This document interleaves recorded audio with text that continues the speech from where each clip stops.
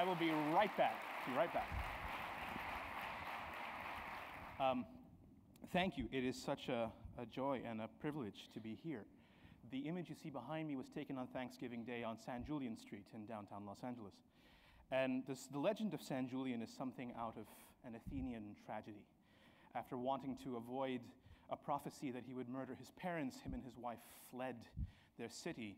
And one day, in a hunting accident, he did indeed kill his parents and was outcast by society, cursed to wander the world.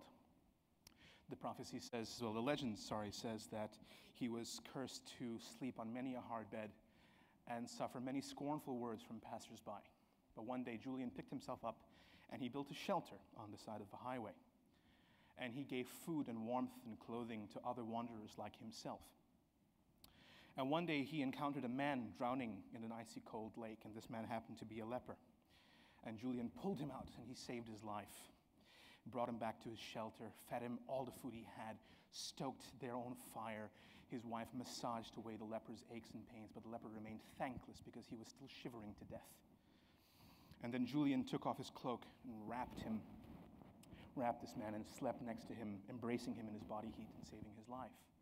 And in the morning, the leper awoke along with Julian and his wife, and he had transformed into an angel and forgave them. San Julian Street today is the epicenter of Skid Row, the homeless capital of the United States. Southern California is home to over 100,000 homeless, 2/3 of whom are mentally ill or disabled. A large percentage of that number are veterans of American wars. And tragically, the fastest growing population of people living on Skid Row are female veterans and families with children. This amazing image you see behind me was taken by LA-based photographer Hans Guttknecht. And what it shows, along with the desolate situation on Skid Row, which you can see here, that there is hope in this place as well. Skid Row is home to some of the most amazing rescue organizations, the LA Men's Project, the Weingart Center, the Midnight Mission. And what's most remarkable about these places is that they're run by former homeless, by former addicts. These people are the modern-day San Julians. And for me, Skid Row, especially this street, has been where I have spent not only some of my most meaningful time as a musician, but also as a human being. And I'm so thrilled to be able to share my story with you today. The world we live in as classical musicians is like the world of an Olympian athlete. You wouldn't know it. There's not only the thousands of hours of lessons and the tens of thousands of hours of practicing before we can even think about making a note of music, but that when we enter our professional world, it's a very close-knit, very privileged community, and we often don't come, as musicians, we don't come from that world. I always remember wanting to play the pieces of music that my teacher said I wasn't yet ready for. To one day play the Mendelssohn Violin Concerto, or to play the Wagner Ring Cycle, or to play in a symphony orchestra. And with my wild dreams and my parents' typical Indian dogged determination, all of these dreams came true for me. I found myself studying at the Juilliard School in Manhattan when I was 7, playing my debut with Zubin Mehta in the Israel Philharmonic Orchestra when I was 11, playing the Mendelssohn Concerto. And being in the middle of this kind of solo career. But it wasn't all positive. After a tour in India, I came back home and was shocked to find that I had been failed in 6th grade. Now, mind you, as much as my parents supported my musical efforts, I was still growing up in an Indian household. So the idea of flunking out of 6th grade was simply not an option. So my parents pulled me out of the school and homeschooled me themselves, and 2 months later, the school district showed back up, this time with a court order, and a social worker threatening to take my brother and myself away from my parents if we didn't go back to school. So these battles kept escalating, and my mother decided that the only way for me to continue playing the violin and to get a proper education was to go to college. And so I started going to college, started my undergraduate when I was 14. And one of the first courses I took was a course in introductory chemistry.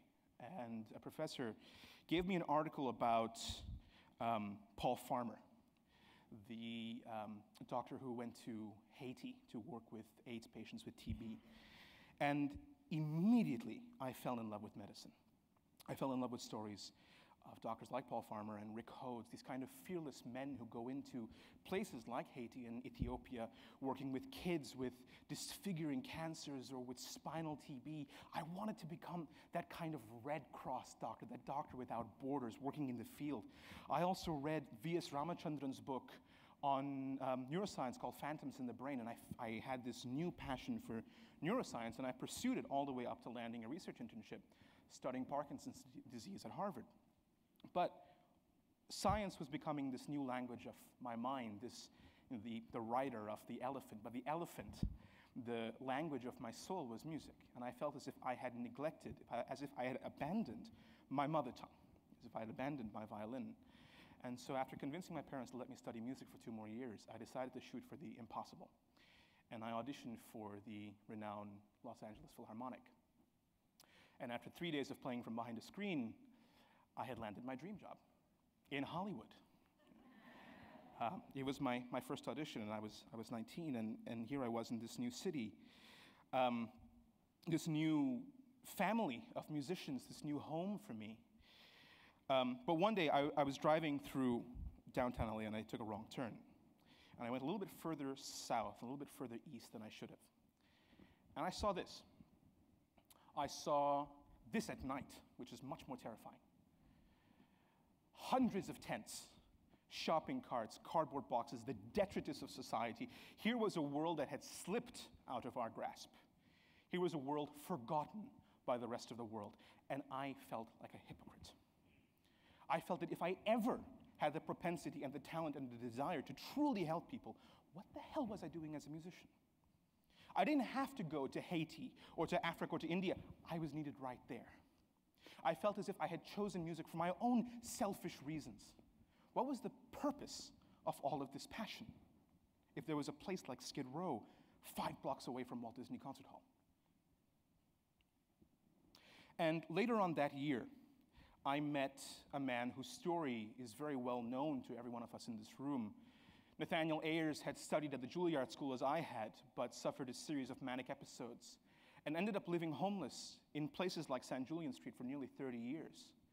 His story was told by Steve Lopez in his book, The Soloist, and the movie starring Robert Downey Jr. and Jamie Foxx. And I started teaching Nathaniel violin lessons. And in this man who had nothing but the voices in his head and a broken violin slung over his shoulder, he understood the purpose of why he played music. Because for Nathaniel, music was his therapy. It was what kept him sane. It was what gave him hope.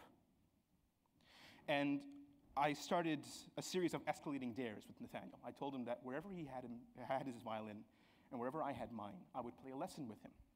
So we started at Walt Disney Concert Hall and worked our way across the street to the sidewalk in front of the Colburn School, then to the basement of the LA Times building. And then one day, on my 22nd birthday, I was playing a lesson for Nathaniel on San Julian Street at the LA Men's Project, in a trash-littered courtyard just 6 feet away from the squalor of Skid Row. And here, in this place, this most unlikely venue, for the most unlikely audience, I understood that the music of Bach and Beethoven and Brahms and Ravel and Mozart had as much meaning here as they did in the concert hall. Because now, this message of music was about communication. It was a language that went deeper than words, that came from my heart and registered in Nathaniel's heart. Music was the bridge that brought my world and Nathaniel's world together. And from that interaction with Nathaniel, I was inspired to bring the music I play to the most inaccessible audiences, the most underserved communities in this Southern California that we all live in, to the homeless and mentally ill living on places like Skid Row, to veterans with PTSD, to, most recently, to the incarcerated. There's a beautiful quote by the German composer Robert Schumann, who himself suffered from schizophrenia and died in a mental asylum.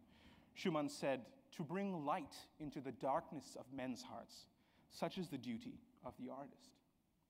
And through Nathaniel, through playing for these audiences, I found what it means to be an artist, what it means to be a musician in this modern time. In the remaining minutes I have left, I'd like to tell you about an experience I had playing for a group of veterans in Long Beach. And this was an event that triggered for me and inspired me to start the Street Symphony. I drove down there on a day off in the Philharmonic. I went with our principal violist. I had no idea what to expect, and I entered this kind of deserted army barracks, this veterans center. And immediately I was overcome with the same feeling I had when I saw Skid Row for the first time. My stomach turned upside down. This was a place so depressing, so desolate, it felt as if it was even almost hypocritical for the sun to be shining in this place. I walked into a kind of deserted recreation room that was our performance space, and I saw 15, 20 depressed, ambivalent faces. You know, I've never felt that it was a bad idea to play a concert for anyone, but this was the first time I did that because I thought that my music would fall on deaf ears. I felt as if I was talking into a brick wall, and I completely choked. And I looked at Carrie, my violist, and I had no idea what to do, and I just started playing.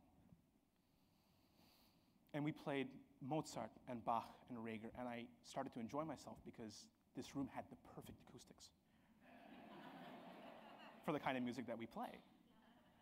And as I started to open up, as I started to relax, I started to sense a change in the room. There was a young man sitting in the front row. He couldn't have been much older than I was. Injured, a veteran, had just come back home from war. And he wasn't looking at my fingers. He was looking directly into my eyes with the kind of look that would burn a hole in your heart. And suddenly more people started to come in. They started to smile. This room started to change. I felt like a Pied Piper bringing in people to the music. And afterwards, this woman walks up to me, and she's sobbing. She's got tears streaming down her face, but she's got this bright, beautiful smile on her face, and she's shaking. She has a kind of palsy. And she says to me, "I love classical music. I love Bach and Beethoven and Mozart, and I'm so happy you came to see us. For me, hearing music is like hearing the sun shine, and I'm so happy you came." And here she is, effusive and giving everything she has to me, and the coordinators are standing there stunned because they have never seen her walk up to somebody so confidently and introduce herself and thank them for coming. She says to me, "My dad used to play LPs of those pieces, but I've never heard a violin live before in my life. You know, when you played for the first time in 20 years, I stopped shaking without medication." And the light bulb went off in my head. This was the audience that understood music not just as high culture, not just as something you dress up in period practice, but as essential. Essential to our connectedness, essential to our health and our mind and our body and our spirit. These audiences showed me that music speaks where words fail. Thank you.